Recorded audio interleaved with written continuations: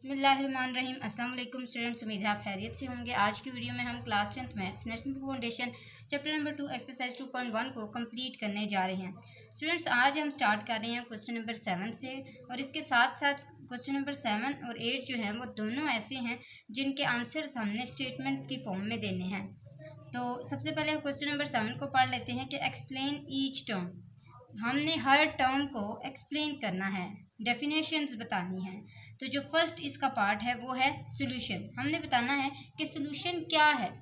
जो भी आप क्वेश्चन सॉल्व करते हैं, जो आपके पास आंसर दिया जाता है क्वाड्रेटिक इक्वेशंस जैसे हमने सॉल्व की थी, तो हम उसके आंसर सॉल्यूशन सेट में लिखते थे, ऐसे ही था।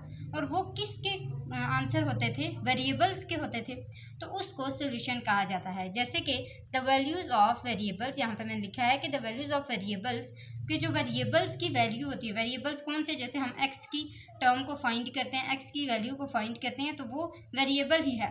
For which an equation becomes a true sentence, जिससे ये प्रूव होता है कि ये इक्वेशन ठीक है, are called solutions.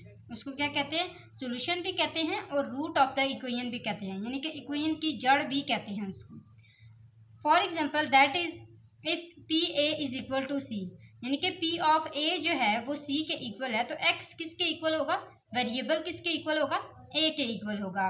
Is root of the equation P of X is equal to C, यानी कि अगर हम P of A is equal to C लिख रहे हैं तो P of X is equal to C भी लिख सकते हैं। तो ये एक्चुअली क्या है? ये रूट भी है और सॉल्यूशन भी है। जो सेकंड आपके पास पार्ट दिया गया ना कि रूट की डेफिनेशन लिखे, वही आपने सॉल्यूशन और रूट दोनों में लिखना है, क्योंकि solution is also called root of the equation. तो ये देखें, यहाँ पे दोनों डेफिनेशन हमारे पास एक ही साथ क्लियर हो चुकी हैं। थर्ड इसकी डेफिनेशन है जीरो ऑफ फंक्शन। जब आपके पास एक इंटरसेप्ट एक्स इंटरसेप्ट जीरो होगा और वाई जो है वो कोई भी आंसर दे रहा है, तो x जो है वो आपके पास हमेशा क्या होगा? जीरो ऑफ फंक्शन होगा। इसी तरह जब आपके पास जो y है, अगर वो जीरो हो जाए, x के पास कोई भी नंबर है, तो फिर आपका जो y है वो जीरो ऑफ फंक्शन होगा। यानी कि एक अगर आपके पास जीरो है, तो फिर वो जो जीरो वाला है वो जीरो फंक्शन हो जाएगा, और हम उसको x और y से इंटरसेप्ट में लेट करेंगे। जैसे यहाँ पे हमने ग्राफिक की थी ना, जहाँ पे वहां से ये कॉन्सेप्ट लिया गया है कि notice that function crosses the X axis. क्या कि एक आप नोटिस करें, कोई भी आपके पास एक्स एक्सिस में फंक्शन जो है वो क्रॉस कर रहा है, ठीक है, ट्वाइस, दो दफा, and the function has a degree of 2, और वो जो फंक्शन है उसकी डिग्री कितनी है? 2। These intercept points are called the zero of a function. यानी कि यहाँ पे आपके पास जो एक्स एक्सिस है ना, वहां पे आपके पास कोई ऐसी लाइन टच कर रही है, उस लाइन के साथ, जब लाइन के साथ टच कर रही है तो इसका मतलब है कि वो जीरो के ऊपर है, ओरिजिन के ऊपर टच कर रही है। और जो आपके पास y इंटरसेप्ट है वो 2 है, तो इसका मतलब है कि आपका x इंटरसेप्ट क्या है? जीरो है। तो एक देखें, दोनों में से जीरो हो चुका है और इसी को जीरो ऑफ फंक्शन कहा जाता है। नेक्स्ट आपके पास जो फोर्थ है वो है x इंटरसेप्ट। अब यहाँ पे हमने x इंटरसेप्ट का सीख लिया है, वही आपने बताना है कि द पॉइंट एस, कोई भी पॉइंट है, where the graph crosses the X axis, अगर एक्स एक्सिस के ऊपर क्रॉस करेगा और वहाँ पे y जीरो होगा, तो फिर इसका मतलब है, फॉर एग्जांपल मैं आपको बना के भी दिखा देती हूँ। जैसे आपके पास ये एक x कोऑर्डिनेट और y कोऑर्डिनेट है, ठीक है। आप इसमें से देखें, अगर वो कहते हैं कि एक्स एक्सिस के ऊपर लाइन जो है वो क्रॉस करिए, ऐसे ऐसे क्रॉस करिए। देखिए यहाँ पे y कहीं भी नहीं है, y क्या है? जीरो है, और y में है ही नहीं, तो इसका मतलब है कि y जीरो होने की वजह से ये x इंटरसेप्ट कहलाया गया है। और यहाँ पे अगर हम देखें ये जीरो ऑफ फंक्शन में, तो जीरो ऑफ फंक्शन में यहाँ पे क्या जीरो ऑफ फंक्शन है? y जीरो ऑफ फंक्शन है, क्योंकि y कहीं पे भी इसके साथ क्रॉस नहीं कर रहा। तो ये लाइन जो है, ये लाइन सिर्फ x एक्सिस को टच कर रही है, इस वजह से। तो यहाँ से हमारे जीरो ऑफ फंक्शन और x इंटरसेप्ट दोनों ही क्लियर हो चुके हैं। उम्मीद है आपको क्वेश्चन नंबर 7 कम्प्लीटली समझ आ गया होगा। मैं आपको एक दफ़ा दिखा देती हूँ, फिर हम नेक्स्ट क्वेश्चन नंबर 8 की तरफ आते हैं। जैसा कि स्टूडेंट्स मैंने आपको बताया कि क्वेश्चन नंबर 7 और 8 दोनों ऐसे हैं जिनके आंसर्स भी हमने स्टेटमेंट्स में ही देने हैं। तो क्वेश्चन नंबर 8 को पहले पढ़ लेते हैं, समझ लेते हैं, और फिर उसका आंसर देने की कोशिश करते हैं कि can a quadratic equation have more than 2 solutions. हमने क्वाड्रेटिक इक्वेशंस को सॉल्व किया था ना, वहाँ पे हमने देखा था कि सबका आंसर या तो एक सॉल्यूशन सेट में आता है, यानी कि या उसका एक आंसर होता है या फिर उसके दो आंसर होते हैं, ऐसे ही था। एक आंसर उस सूरत में होता था जब दोनों आंसर सेम होते थे तो हम उसको एक दफ़ा लिखते थे। फॉर एग्जांपल जो दोनों सोल्यूशन सेट्स हैं उनका जो आंसर है वो -1 आया, एग्जांपल ले लें। अब जो दोनों -1 आंसर हैं उनको हम सोल्यूशन सेट में सिर्फ एक दफ़ा -1 लिखते हैं, ऐसे ही था। अब अगर हमारे पास दोनों के आंसर्स डिफरेंट आते थे, जैसे एक का -1 आ रहा है दूसरे का 3 आ रहा है, तो हम -1 और 3 दोनों लिखते थे सोल्यूशन सेट के अंदर। क्या कभी ऐसा हुआ है कि क्वाड्रेटिक इक्वेशन में 3 आंसर आए हों? जी नहीं, ऐसा नहीं हुआ। क्यों नहीं हुआ, अब उसकी वजह भी देखें। वाई और वाई नॉट, अगर है तो भी बताएं और अगर नहीं है तो भी बताएं। No, a quadratic equation have not more than 2 solutions, उसके 2 सॉल्यूशन से ज़्यादा सॉल्यूशंस नहीं होते। बिकॉज क्योंकि the highest power of X is 2, क्योंकि जो एक्स की पावर होती है हाईएस्ट, जब आप यहाँ पे वो ए बी सी की फॉर्म्स देने की कोशिश करते हैं कि A X square plus B X plus C, ऐसे आप पढ़ते हैं ना, वेरिएबल्स के बारे में आपने पढ़ा था कि ये ए है, ये बी है, ये एक्स स्क्वायर का जो कोफिशिएंट होगा वो ए होगा, एक्स का कोफिशिएंट बी होगा और कांस्टेंट सी होगा, ये हमने पढ़ा था।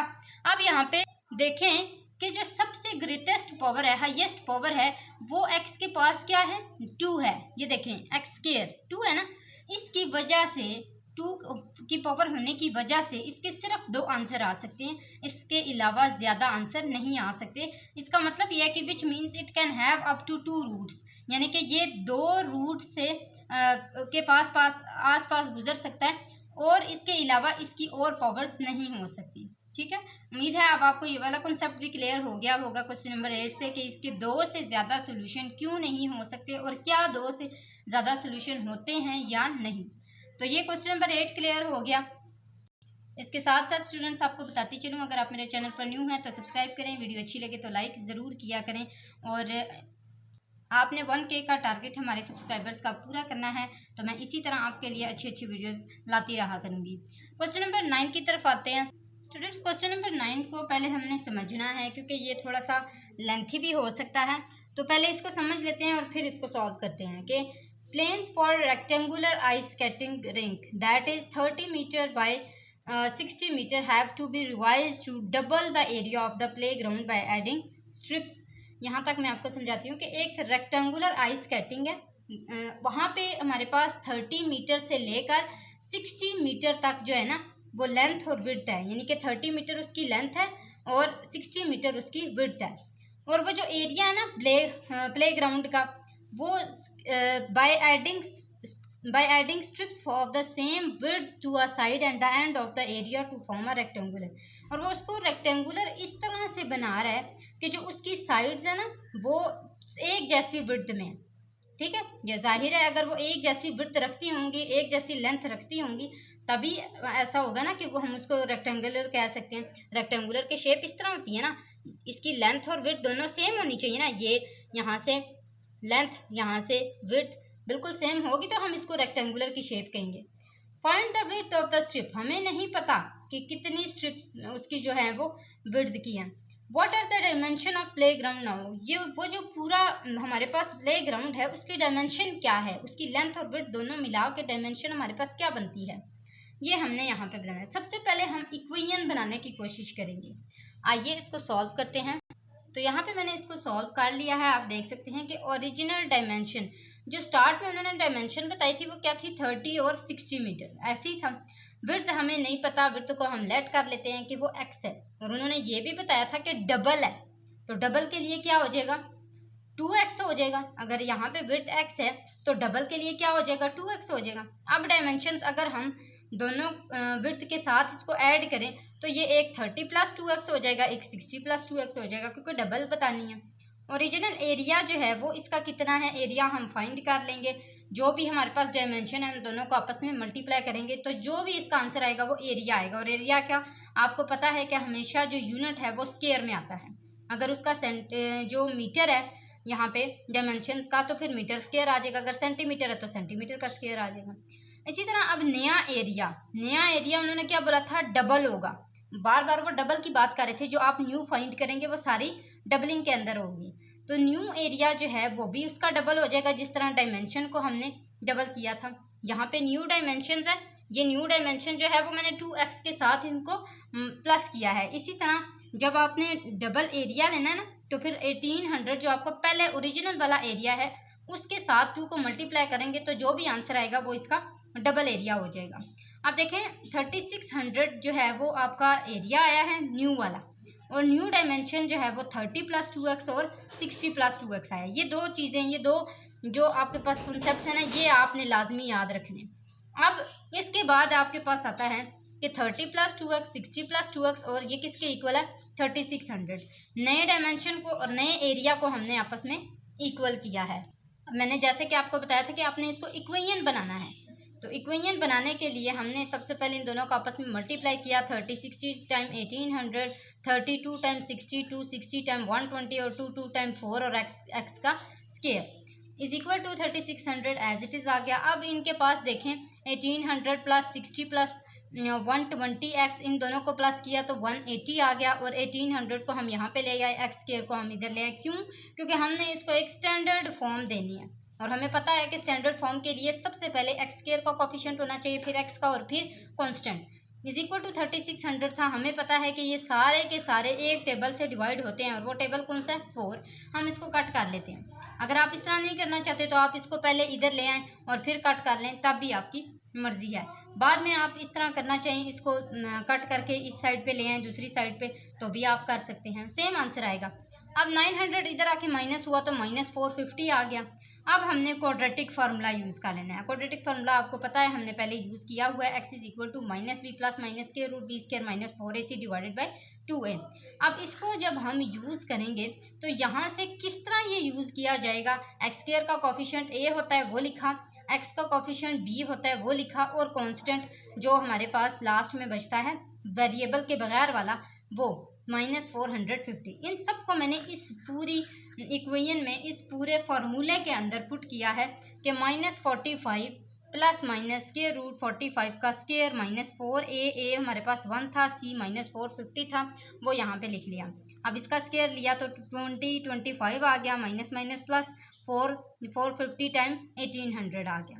अब -45 एज इट इज़ आ गया, प्लस माइनस इन दोनों को आपस में प्लस किया 3825 आ गया। इसका स्क्वायर रूट लिया तो 61.85 आ गया। इसी तरह इसको हमने एक दफ़ा प्लस में लिखा और एक दफ़ा माइनस में लिखा। अब आपको यहाँ पे एक मेन पॉइंट की बात बता दूं कि जब भी आपने जो रूट्स के लिए यूज़ करना है ना, वो पॉजिटिव रूट यूज़ करना है, ठीक है। जो भी रूट आप यूज़ करेंगे ना इसके लिए वो पॉजिटिव होगा। जो भी हमारे पास यहाँ पे स्टेटमेंट्स वाले क्वेश्चन आएंगे ना, उसके अंदर आपने दोनों के लिए सिर्फ क्या करना है, आपने सिर्फ और सिर्फ जो पॉजिटिव वाले हैं वो यूज़ करने हैं। फिर नेगेटिव वाले में आंसर माइनस में आएगा तो फिर वो माइनस के अंदर गलत चला जाता है, आपने पॉजिटिव वाला आंसर लिखना है। अब यहाँ पे देखिए मैंने सिर्फ पॉजिटिव वाला यूज़ किया, नेगेटिव वाला यूज़ ही नहीं किया, और साथ ये भी लिखा है कि only positive root is valid, कि सिर्फ पॉजिटिव रूट जो है वो यहाँ पे वैलिड होगा। अब यहाँ पे देखें आपके पास जब यहाँ पे -45 + 61.85 आया था, वो क्या आंसर आया था 16.85। अब ये जो 16.85 है यही इसकी असल में डबल साइड है, ये डबल है। जब हम इसको मतलब कि डबल करेंगे ना तो यहाँ पे 16.85, और जब इसको डिवाइड करेंगे 2 के साथ तो ये सेपरेट सेपरेट चला जाएगा, ठीक है, ये सेपरेट चला जाएगा। यानी कि एक साइड जो होगी वो इसकी 8.43 होगी, और जो डबल साइड है वो 16.85 होगी। तो यहाँ से आप देख सकते हैं मैंने इस स्टेटमेंट को यहाँ पे क्लियर किया है कि so the width of strip on one side, ये 1 है, ठीक है। So the width of strip on one side is, एक साइड पे 8.43 मीटर है, और डबल साइड 16.85। देखें डबल साइड में ये क्या है 16.85 मीटर अप्रोक्सीमेटली है, ये विड्थ की बात हो रही है, ठीक है।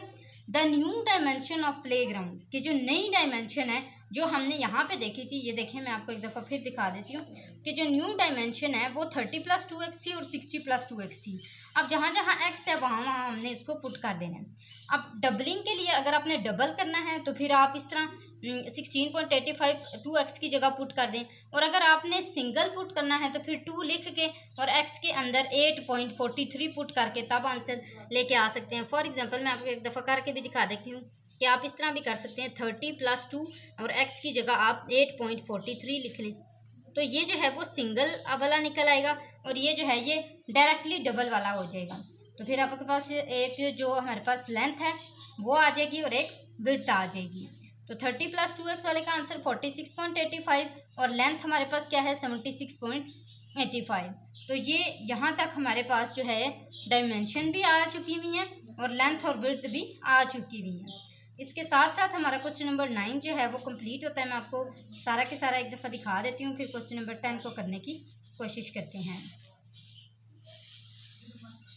नेक्स्ट आते हैं क्वेश्चन नंबर 10 की तरफ कि if a car has an initial speed कौन सी होती है? जहाँ से उसका स्टार्टिंग पॉइंट होता है। एक कार स्टार्ट हो रही है तो जो उसका स्टार्टिंग पॉइंट होगा वो इनिशियल होगा और जहाँ पे वो जाके रुक जाएगी उसको फाइनल स्पीड कहेंगे। कि if a car has an initial speed of 20 and a constant acceleration of, ये जो हमारे पास क्वेश्चन है ना, ये ज़्यादातर रिलेटेड टू फिज़िक्स सब्जेक्ट है।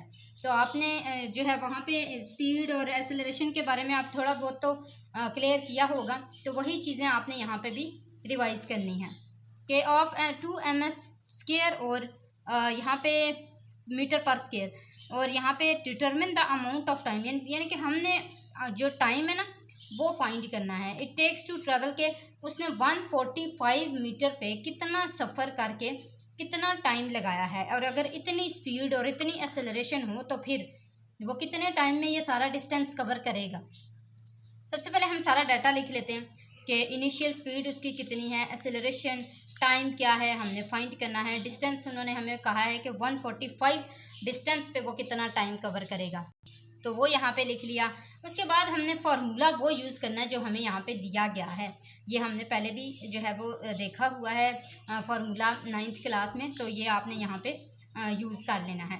सबसे पहले हमने डिस्टेंस यहाँ पे लिखा s is represented to distance, तो यहाँ पे s जो है वो 145 आ गया। इनिशियल वेलोसिटी, इनिशियल स्पीड जो है वो इसकी 20 है, वो लिखी। टाइम हमें नहीं पता, वो हमने फाइंड करना है। प्लस 1 डिवाइडेड बाई 2, एक्सेलरेशन 2 है, वो यहाँ पे पुट किया। टी स्क्वायर यानी कि टाइम का स्क्वायर, टाइम हमें है पता ही नहीं है, तो T square as it is आ जाएगा। अब यहाँ पे देखें कि 145 इज इक्वल टू, वो एज इट इज़ आ गया, 145 is equal to 20t plus T square. 2 और 2 यहाँ से कैंसिल हो गए थे, ठीक है, ये दोनों कैंसिल हो गए। पीछे हमारे पास देखें यहाँ पे क्या बचा, इज इक्वल टू इस 145 जो है ना, इसको मैं दूसरी साइड पे लेके आ गई हूँ और एक स्टैंडर्ड फॉर्म मैंने क्रिएट कर ली है। सबसे पहले स्क्वायर वाला, फिर सिंपल वेरिएबल वाला और फिर लास्ट पे कांस्टेंट वाला। अब इसको फॉर्मूले के अंदर यूज़ करने के लिए हमें सबसे पहले ए बी सी पता होना चाहिए। ए इसका 1 है, बी इसका 20 है और सी माइनस 145 है। तो इसको A minus B plus minus square root B square minus 4ac, वही फार्मूला उसी के अंदर पुट करना है। और यहाँ पे हमारे पास एक्स वेरिएबल की जगह क्या है, टी है, क्योंकि हमने टी को फाइंड करना है ना, तो यहाँ पे टी साथ लिखते जाएंगे। तो ये -20 plus minus square root 980 divided by 2 आ गया, और 980 किसके इक्वल होता है, स्क्वायर रूट 31.3 के इक्वल होता है। अब हमने दोनों का आंसर निकाल लेना है, -20 प्लस 31.3 डिवाइड बाई 2 का भी, और -20 माइनस 31.3 डिवाइडेड बाई 2 का भी।